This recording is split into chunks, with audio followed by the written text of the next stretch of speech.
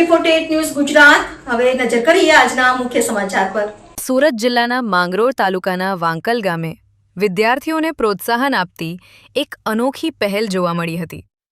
Police ભરતી સહિતની વિવિધ સ્પર્ધાત્મક પરીક્ષાઓની તૈયારી કરતા યુવાનો માટે સુરત ગ્રામ્ય DYSPBK વનાર ખાસ ઉપસ્થિત રહ્યા હતા। વિદ્યાર્થીઓને માત્ર શુભેચ્છા જ નહીં પરંતુ માર્ગદર્શન અને પ્રેરણાદાયી સંદેશ પણ આપવામાં આવ્યો હતો।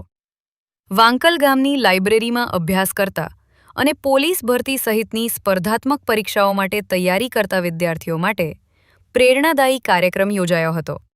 આ કાર્યક્રમમાં સુરત ગ્રામ્ય DYSPBK વનાર હાજર રહ્યા હતા। તેમણે વિદ્યાર્થીઓ સાથે સીધી વાતચીત કરી પરીક્ષાની તૈયારી માટે જરૂરી માર્ગદર્શન આપ્યું હતું તેમજ સફળતા માટે આત્મવિશ્વાસ અને સતત મહેનતનું મહત્વ સમજાવ્યું હતું। આ પ્રસંગે તમામ વિદ્યાર્થીઓને શુભેચ્છા રૂપે એક પેન અને પ્રેરણાપત્ર ભેટ આપવામાં આવ્યા હતા।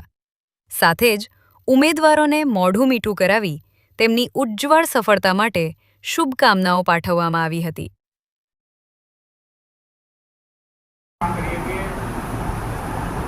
क्लासेस चालू करिए, बुक्स अवेलेबल करावड़ाइए, लाइब्रेरी चालू करिए।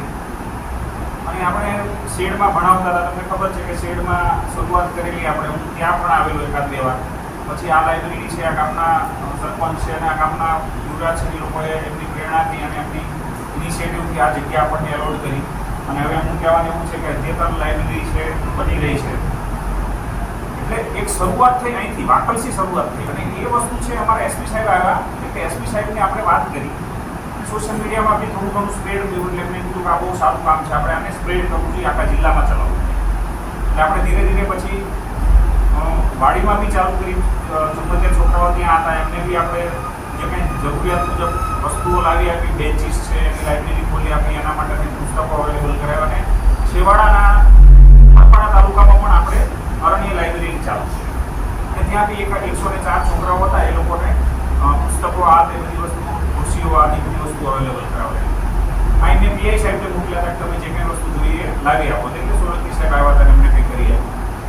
એટલે ક્યાંય કોઈ જગ્યાએ નિમિત્ત બન્યા અને શરૂઆત અહીંથી થઈ છે, બેઝ અહીંથી બંધાયો છે આ વસ્તુ।